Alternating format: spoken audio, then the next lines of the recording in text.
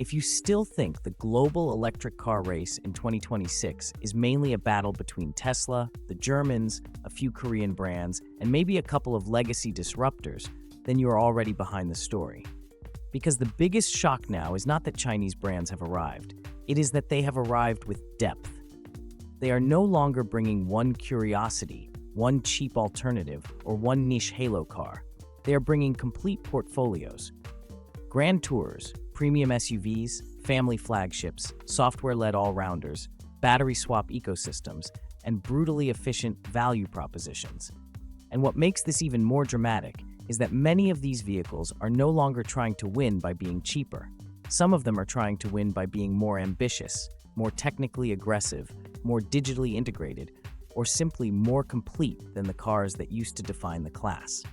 So this is not a list about 10 random Chinese EVs. This is a list about 10 Chinese cars that are shocking the world in 2026 because they prove beyond any doubt that the center of EV innovation is no longer where many people still assume it is.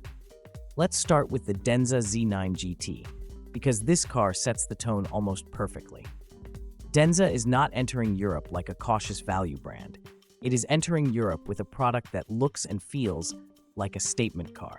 The official Denza UK and Germany pages already show the Z9 GT as part of the brand's first wave for Europe, with the UK launch set for mid-2026. That is important because it tells us Denza is treating Europe as a serious premium battleground, not a side project. The Z9 GT itself is styled like a dramatic electric shooting brake, and Denza highlights advanced lighting, sculpted aerodynamics, and luxury design language. This is not being pitched like a timid brand introduction. It is being pitched like a car that expects to be compared with premium European Grand Tourers from day one. And that is what makes the Z9 GT so shocking. It embodies the confidence of a Chinese premium sub-brand that is no longer asking whether it belongs in Europe, but is acting as if it already does. Europe pricing is still not publicly listed on the official pages I could verify, so I'm not going to invent a number. But strategically, the message is already loud enough without one. The Z9 GT also matters because it changes the emotional perception of Chinese EVs. For a long time, the conversation around Chinese electric cars revolved around value, scale, battery supply, and export momentum. The Denza Z9 GT pushes that conversation into desirability. The car's entire visual stance says that Chinese premium brands are now trying to own emotional territory, not just logical territory. That is a major shift. When a brand from China starts Europe with a product that looks like it wants to fight on design, luxury, prestige, and advanced technology all at once, it is telling the market that the old assumptions about brand hierarchy are under pressure. And once that happens, everybody who used to rely on badge power alone has a problem. Then there is the Zeekr 7X, and this is one of the clearest examples of China no longer choosing between premium and performance, but trying to deliver both in one hit. Zeekr Europe lists the 7X from €54,990 in Germany. That already places it in a serious part of the market. But what really makes it shocking is the spec and product combination. Zeekr says the 7X offers up to 615 kilometers of WLTP range, up to 480 kilowatts of charging power in ideal conditions, as little as 13 minutes for a 10 to 80% charge at a 360 kilowatt charger, and up to 475 kilowatts, or 646 horsepower in all-wheel drive form, with 0 to 100 kilometers per hour in 3.8 seconds. That sounds less like a good Chinese SUV, and more like a direct assault on the assumptions of the premium electric SUV class. Add Euro NCAP 5-star safety, high child occupant and adult occupant scores, premium materials, and practical packaging, and the 7X starts to look like a product built not merely to compete, but to expose hesitation in brands that still think they can move slowly. What makes the 7X especially dangerous is how broad its talent base appears to be. There are cars that win on range, others that win on charging, others that win on performance, and others that win on safety or family practicality. The 7X tries to speak in all of those languages at the same time. That is exactly the kind of product that destabilizes a segment. It is one thing to beat a competitor in one measurable category. It is something very different to make the entire value proposition of a category feel outdated. And that is what Zeekr is trying to do here. The 7X is shocking because it does not feel like a stepping stone. It feels like a finished answer. The Zeekr 7 GT takes that same confidence and channels it into a more emotional body style. Where the 7X is the family premium SUV shockwave, the 7 GT is the grand touring statement. Zeekr's official European pages for the 7 GT emphasize its 800-volt architecture, its ability to charge from 10 to 80% in as little as 13 minutes at up to 480 kilowatts, and its ability to add around 340 kilometers of range in a 10-minute stop. The brand also highlights a driver-focused interior, roof bars as standard, Michelin Pilot Sport EV tires, strong luggage capacity, and a design that clearly aims for desirability, not just utility. There is no publicly visible Europe starting price on the page snapshot I could verify, so again, I will not invent one. But the product message is obvious. Zeekr wants a car that can stand in the emotional performance electric space and look like it belongs there. And that, frankly, is a shock in itself. Because when people think about disruptive Chinese EVs, many still instinctively imagine aggressively priced sedans or SUVs. The 7 GT changes the mental picture. It is a statement that China is now willing to contest the emotional GT conversation too. It is one thing to shock the world with value. It is another thing to shock the world by making a car that says, we also want your attention, your aspiration, and your enthusiast curiosity. The 7 GT is that kind of car. Now we come to the Xiaomi YU7, and this one may be one of the most symbolic cars on the whole list.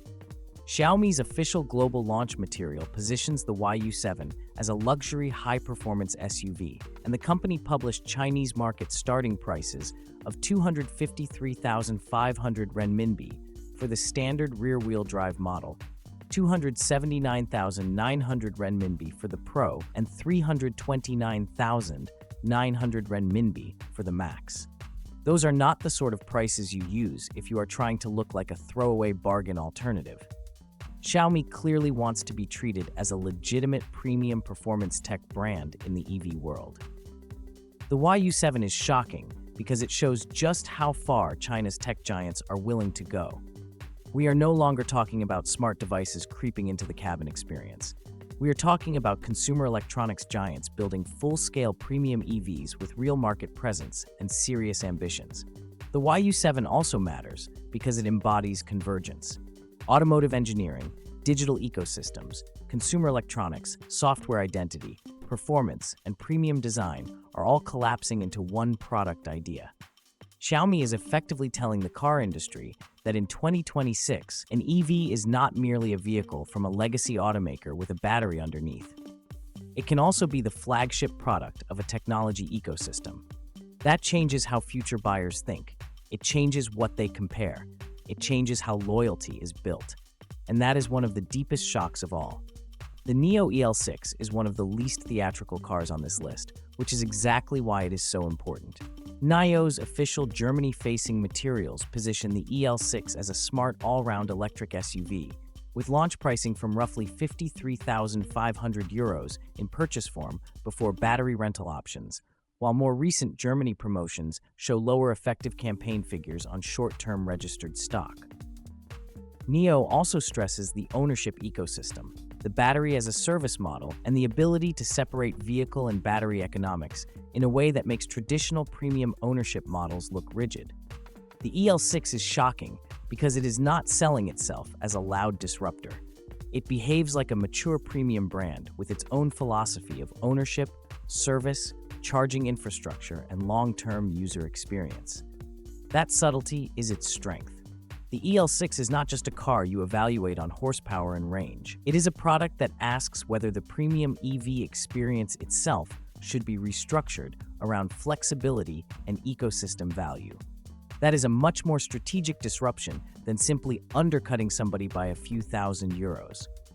And if battery swapping or flexible battery ownership becomes more accepted in markets outside China, then the EL6 may end up looking less like a niche proposition and more like an early indicator of a different future.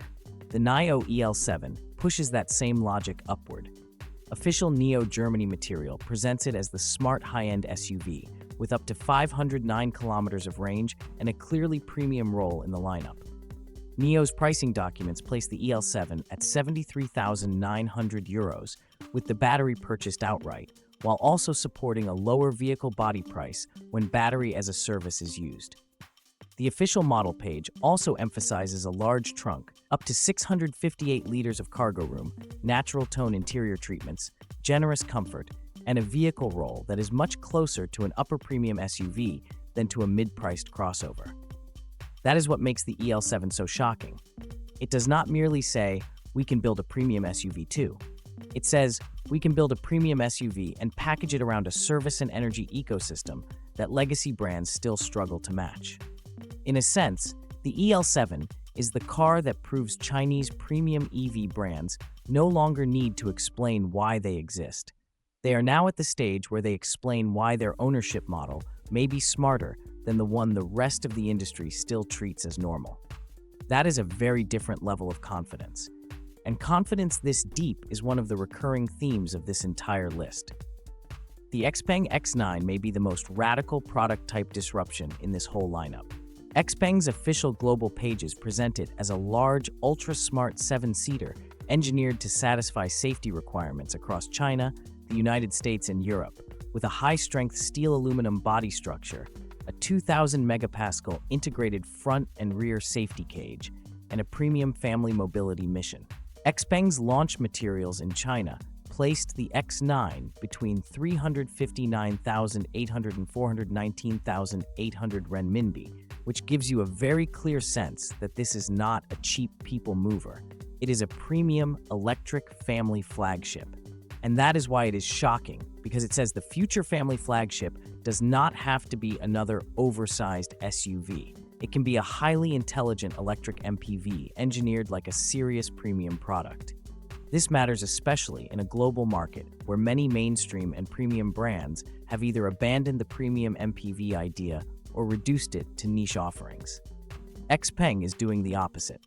It is saying that spaciousness, family comfort, intelligent mobility, and premium engineering can coexist in a fully electric format that many Western markets have underserved. The X9 is not just a car.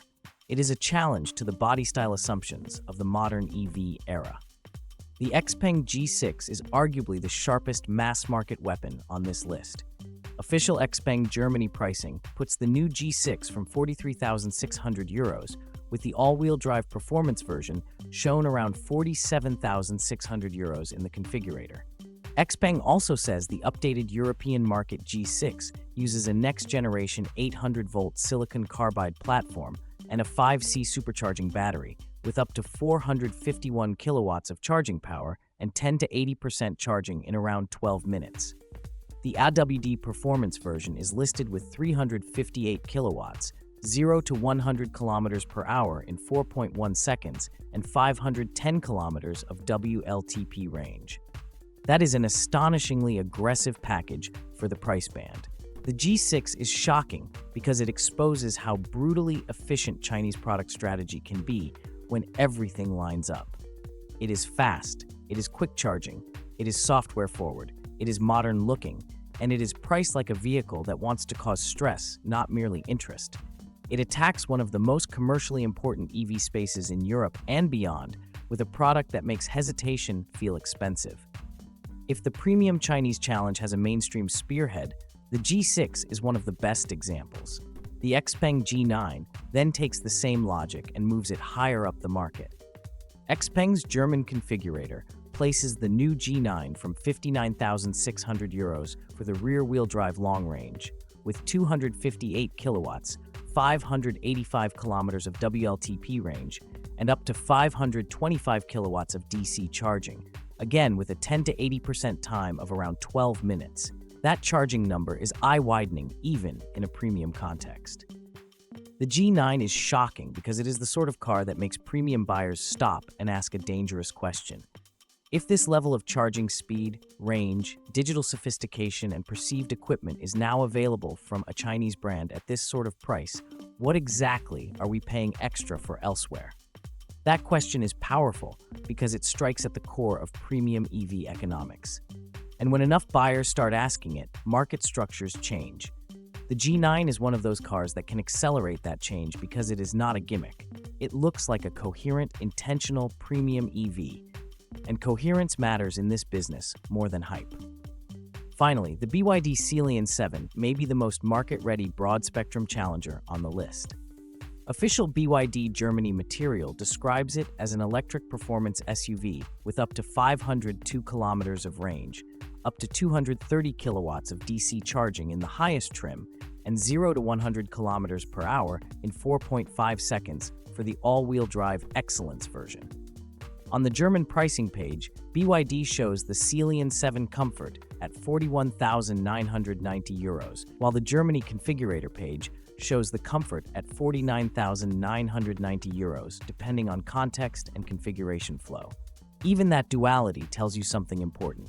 BYD is actively pushing this model into the market with a very aggressive commercial stance. The Sealion 7 is shocking because it feels like a product built for scale.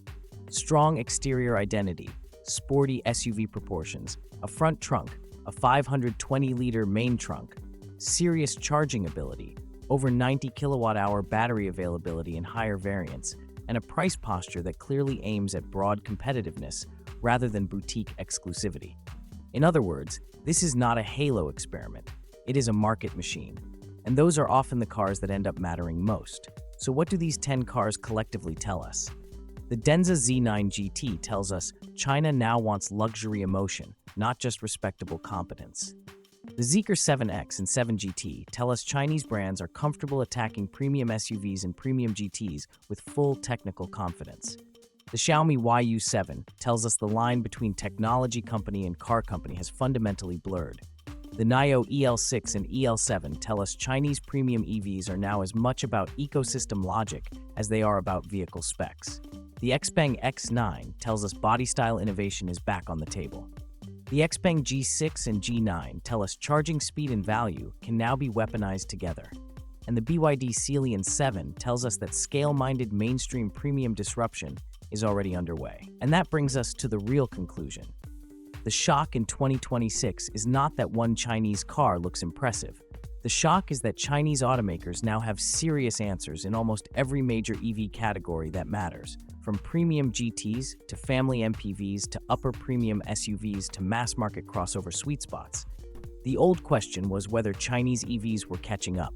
That question is finished. The new question is which global brands are actually prepared for the speed, product depth, and strategic confidence that China is now bringing to the electric car world. Because if this list proves anything, it is that the shock is no longer coming. It is already reshaping the market. So now I want to hear from you. Which of these Chinese EVs shocked you the most, and which one would you actually buy? Drop your pick in the comments, and subscribe to the EV Expert for more deep EV analysis like this.